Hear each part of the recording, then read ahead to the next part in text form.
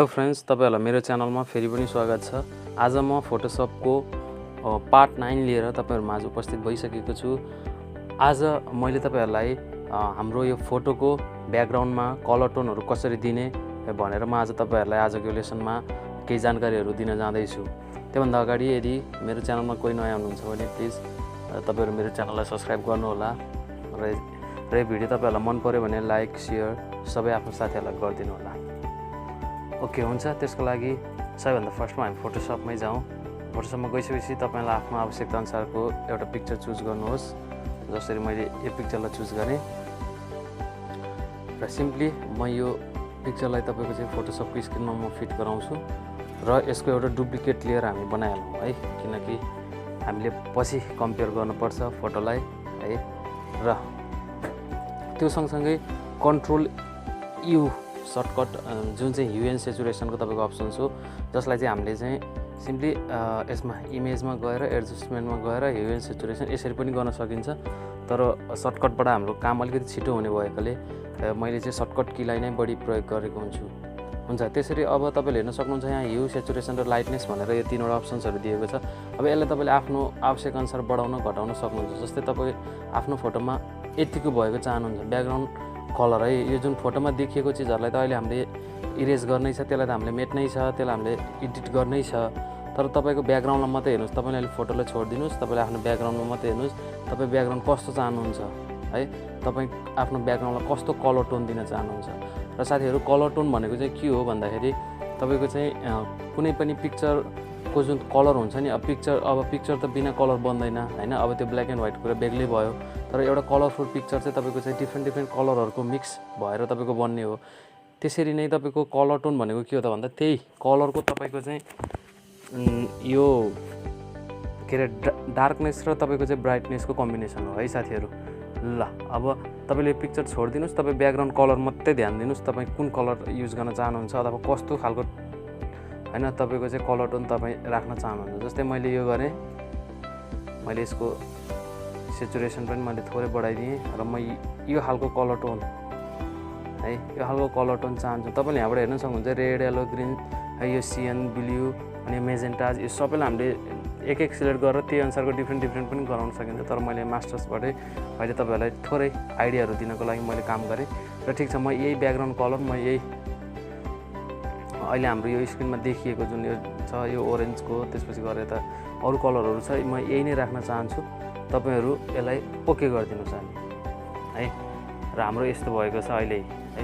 अनि तपाई सिम्पली के गर्नुस् त भन्दा यसमा जानुस् है, यसको नाम के हो, एड लेयर मार्क्स। तपाईले एउटा लेयर मार्क्सलाई तपाईले एड गर्नु होला र यसरी ल्याउनुस्। अब तपाई लेयर मार्क्स एड गरिसकेपछि तपाई यो जुन यो व्हाइट पार्ट जुन छ नि यो लेयर मार्क्सको, यसमा क्लिक गर्नु होला र अनि तपाईको यो कलरलाई हेर्नु होला। यो ब्याकग्राउन्ड कलर र यो फरग्राउन्ड कलर तपाईको छ, तपाईको चाहिँ यही जस्तो छ तपाई यस्तैमा छोड्दिनु होला। यो फरग्राउन्ड कलरलाई चाहिँ तपाईको चाहिँ यो ब्ल्याक नै छोड्दिनु होला, ब्याकग्राउन्ड कलरलाई तपाईले व्हाइट नै छोड्दिनु होला र तपाई सिम्पली ब्रश टुलमा जानु होला। ब्रश टुलमा गइसकेपछि तपाईले यो ओपेसिटी र तपाईको फ्लोलाई 100 नै गरिदिए हुन्छ है, 100 गरिदिनु होला। अनि तपाई यसलाई सिम्पली इरेजरलाई ठुलो बनाउनुहोस्, पिक्चरलाई पनि तपाई सिम्पली ठुलो बनाउनुहोस् यसरी। ल तपाईले अनि अब यसलाई मेट्न थाल्नुहोस्। आफ्नो फोटोको वरिपरि तपाईले चाहिँ मेट्न सक्नुहुन्छ है। ल यसरी तपाईले चाहिँ ब्रस लाउन सक्नुहुन्छ। अब योबाट चाहिँ के हुन्छ त भन्दा हाम्रो पछाडीको ब्याकग्राउन्ड कलर टोनहरु चाहिँ चेन्ज भएको छ र यसले चाहिँ हामीले के गरेको भन्दा हाम्रो यो स्किन कलरलाई हामीले वापस फिर्ता लिएर आएको है साथीहरु। यो के पनि हैन, हामीले आफ्नो पहिलाको पुरानो कलरलाई हामीले चाहिँ वापस लिएर आएको, फिर्ता लिएर आएको है। अब तपाई कलर यो जुन यो कपडाको कलर यो रेडै भइदिए हुन्थ्यो भन्ने चाहनुहुन्छ भने तपाई नमेटे पनि केही फरक पर्दैन है।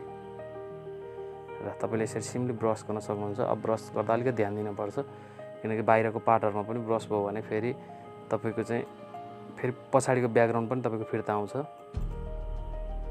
यसरी तपाईहरु ब्रस गर्न सक्नुहुन्छ। अब यो ब्रस त अब आफ्नो आवश्यक अनुसार तपाईहरुले मिलाएर गर्न सकिहाल्नुहुन्छ। हेर्नुस्, यो मेरो टी सर्टको कलर पनि पिंक लिएर आउँ। कन्ट्रोल जेड गर्छु। साथै तपाईको चाहिँ अलिकति थोरै ग्रीन पनि देखिएको छ। अब यो तपाईको मेट्दै जाँदाखेरि थोरै कमजोरी भयो होला, तर आफूले ध्यान दिएर तपाईले गर्दाखेरि गर्नु होला। अब यो त हाम्रो प्र्याक्टिसको लागि नै हो। तपाईहरु यो भिडियोलाई अलिकति फास्ट फरवर्ड गरेर पनि है अब यो हेर्न सक्नुहुन्छ।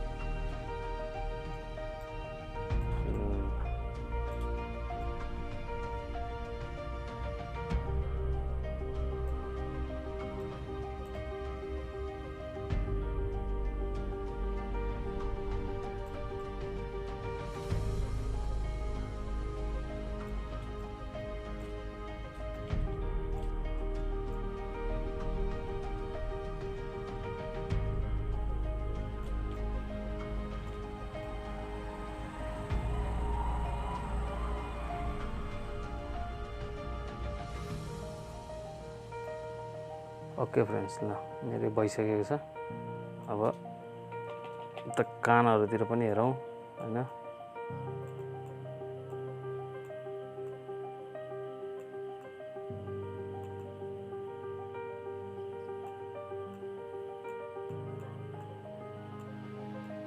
ल अब यसलाई मैले थोरै जुम आउट गरिदिएँ। ल हेर्नुस्, अब हाम्रो चाहिँ यो तपाईको चाहिँ कलर टोन चेन्ज भइसकेको छ है। अब यसलाई चाहिँ हामीले एकदम राम्रो बनाउन सकिन्छ अलिकति धेरै टाइम दिएर। अब डस्ट टुल पनि राख्यो।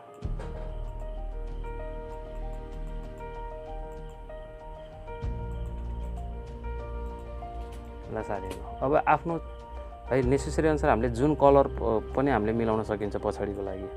ल हेर्नुस्, अब यो अलिकति थोरै है कलर धेरै नै चेन्ज भएको छ। अब यो स्काई कलर पनि हैन, म स्काई नै राख्छु भन्ने चाहनुहुन्छ नि सेम त्यही नै हो। तपाई यही ब्रस टुल लिएर यसरी मेट्दिने नि है। अब यसरी अब यो चाहिँ तपाई यदि तपाईको इच्छा छ भने यसको लागि चाहिँ म चाहिँ यसलाई ब्याक गर्दिए। ल ओके फ्रेन्ड्स, यही नै हो। अब यसरी नै तपाईहरुले आफूले प्र्याक्टिस गर्न सक्नुहुन्छ। यो कलरको ठाउँमा अर्को कलर मिलाउँछु अब भने पनि तपाईले सक्नुहुन्छ। ग्रीन, अब येलो, हामीसँग धेरै कलरहरु छन् र तपाईहरुले चाहिँ अनि यो चाहिँ यो लेयर मास्क राख्न नबिर्सिनु होला, नभए फेरि अप्ठ्यारो हुन्छ त्यो कलरलाई हामीले यो आफ्नो फेसलाई मिलाउनको लागि। ल ओके फ्रेन्ड्स, तपाईहरुले यो भिडियोलाई पक्कै पनि मन पराउनु भयो होला। हुन्छ, अब अर्को हामी नेक्स्ट भिडियोमा है आउँदा चाहिँ अब हाम्रो यो स्किन टोनहरुलाई चाहिँ अथवा हाम्रो स्किन यो फेसलाई चाहिँ कसरी स्मुथ गराउने अब हामीले त्यो कुराहरु पनि हेर्ने छौं हैन। अब हामीले लास्ट टाइम त यो लिम ब्रश टुलहरुको बारेमा पनि हेरेका थियौं। अब हामीले चाहिँ सिम्पली तपाईको चाहिँ यो स्किन्सहरुलाई कसरी स्मुथ बनाउने है। जस्तै अहिले यो स्किनहरु त्यति स्मुथ छैन हैन। अब यो मोबाइलबाटै खिचेको भए तापनि हामीले फोटोशपको प्रयोगबाट हामीले आफ्नो स्किनलाई धेरै स्मुथ बनाउन सकिन्छ। तपाईहरु त्यसको लागि वेट गर्नु होला, त्यो छिटै नै म फेरि त्यसलाई पनि तपाईको चाहिँ पब्लिश गर्नेछु। ओके फ्रेन्ड्स, समय दिनुभयो त्यसको लागि तपाईलाई धेरै धन्यवाद छ।